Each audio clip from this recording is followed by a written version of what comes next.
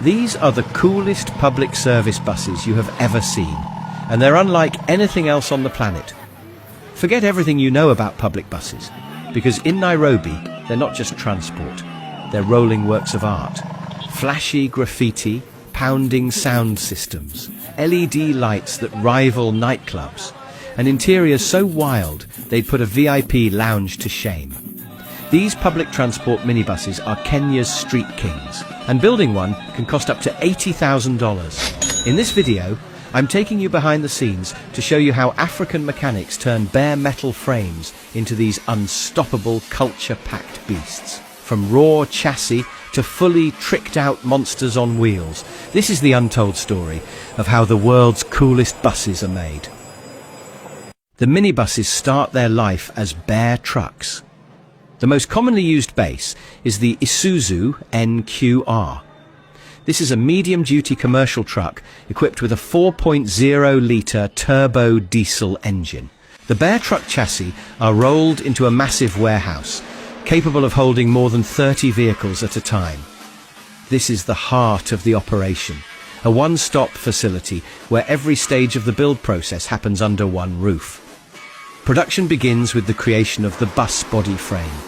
Steel square tubes of varying gauges are brought in. Mechanics measure, cut, and weld each piece with precision. Every section, from the roof rails to the floor supports, is carefully joined to form the skeleton of the bus.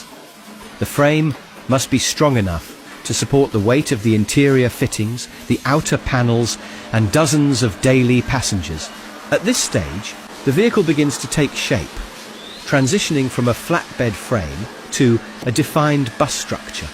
Once the frame is complete and secure, it moves on to the next stage, paneling. Steel sheets are the foundation of the bus body. Mechanics begin by measuring each section with precision. Using industrial shears and cutting tools, they slice the steel into specific shapes that match the frame's dimensions.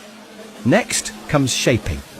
The cut panels are bent, pressed and curved using mechanical rollers and hammers to match the desired contours of the bus design, from the side panels to the roofline and wheel arches.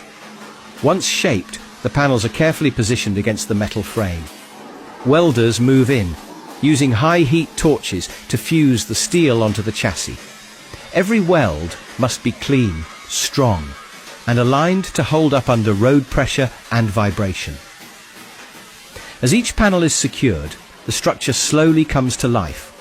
From a bare skeleton of beams and bars, the silhouette of a bus begins to emerge, boxy, bold, and unmistakably ready for the next stage of customization. Next, the focus shifts to one of the most defining elements of these custom buses, the front bumper. This isn't a standard factory part. Each bumper is built from scratch to give the bus a signature face, a bold, aggressive or futuristic look that sets it apart from anything else on the road. Mechanics begin by assembling a skeleton using thick steel square tubes. These tubes form the basic structure, chosen specifically for their strength and ability to withstand the daily wear and tear of city driving. Steel sheets are then measured, cut with precision tools and carefully wrapped around the framework. Every angle is calculated, every edge aligned. The parts are joined using MIG welding, a method that provides clean, durable joints, essential for safety and long-term use. For some builds, there's an extra step. A laser-cut metal design is added to the bumper's surface, an artistic signature that makes the bus instantly recognizable from the front. Next, the bare metal sections of the bus are coated with a layer of anti-rust paint. This is a critical step that protects the frame from corrosion and extends the vehicle's lifespan. Once the anti-rust treatment dries, the entire bus body is covered in a smooth, plain base color. This base coat serves as the foundation for the detailed graffiti and artwork that will follow.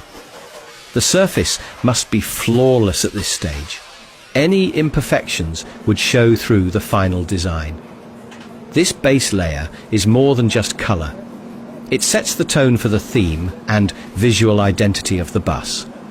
Every panel is carefully sprayed to ensure even coverage, and a clean canvas for the artists who come in next. Next, the focus shifts to the interior framework. This stage begins with the fabrication of essential metal components such as the cargo carriers, the overhead storage racks that run along the interior roof of the bus. These are measured, cut and welded precisely to ensure durability and maximum storage space. Simultaneously, the team begins crafting the passenger seats. Each seat starts as a set of square steel tubes, carefully aligned using a jig machine. This ensures uniformity in height, width and alignment across all seats. These seat frames will later be cushioned, upholstered and mounted. Once installed, these seats must withstand daily use and constant movement on Nairobi's busy roads. Next, the graffiti artists begin their work. Before any paint touches metal, the entire design is first created digitally. Artists use graphic software to lay out every detail, from colours and character portraits to patterns and typography. These digital drafts are then printed on paper and used as reference guides throughout the process. With the blueprint in hand, the artists prepare the bus surface. The body is cleaned, sanded, and sometimes primed to ensure the paint adheres perfectly. Then the transfer begins. For simpler elements, pre-cut vinyl stickers are applied with precision. For more intricate work, airbrush guns come into play. Artists layer colour over colour, using masking tape and stencils to achieve depth and detail. Gradients, shadows and highlights are carefully built up by hand. Depending on the complexity of the design, this stage can take several days. Multiple artists often collaborate, each one specialising in a specific technique like portraiture, lettering or visual effects. By the time they're done, the bus has become a fully customised mural on wheels, a mobile masterpiece ready for the next stage of transformation. The next stage is lighting installation, a critical part of both function and design. Because the bus now has a completely custom front bumper, the original lights from the Isuzu NQR truck no longer fit. To solve this, technicians source headlights from other vehicles, often high-end models like the Toyota Prado. These lights are carefully modified to fit the new bumper and give the vehicle a more aggressive, upscale look. The modified headlights instantly upgrade the appearance of the bus, making it look more modern and expensive. Beyond the main headlights, technicians install decorative lighting across the entire body. These are usually LED strips or spotlights, placed around the roofline, grille, sides and rear of the bus. The goal is simple: to stand out. In a crowded city where dozens of buses compete for attention, lighting becomes a signature. It makes the vehicle highly visible during early morning and late night hours, the busiest times for public transport. And that visibility translates directly into business. The brighter and more eye-catching the bus, the more passengers it attracts. Next, we move to the sound system installation. In Nairobi's public transport scene, competition for passengers is intense. To stand out, many of these minibuses invest in sound systems that rival professional concert setups.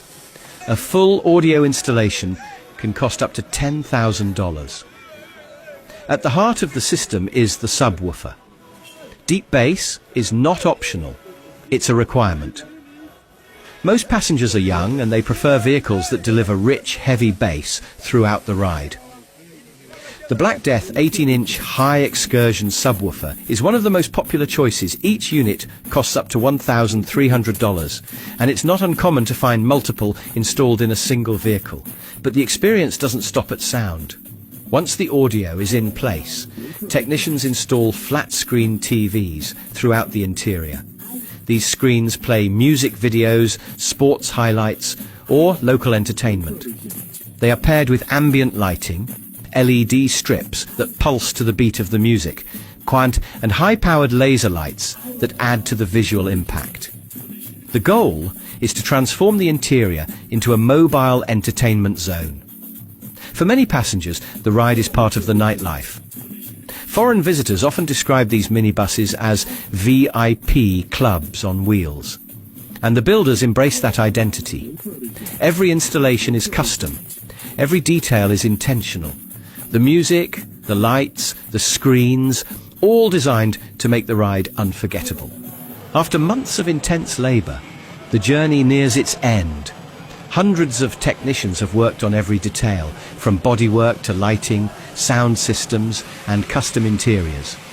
Each component has undergone rigorous testing to ensure safety, functionality and street readiness. With registration complete and approvals secured, the newly built minibus is finally cleared to leave the warehouse. This is the first time the bus meets daylight. Until now, it has existed only under fluorescent lights and welding sparks. Now it's ready to face the city. Due to strict traffic and transportation regulations, no performance modifications are made to the engine or transmission. The drivetrain remains stock to comply with the law. The only permitted addition is a whistle integrated into the exhaust system. As the bus accelerates, it emits a sharp, high-pitched sound, a signature detail recognized instantly by fans.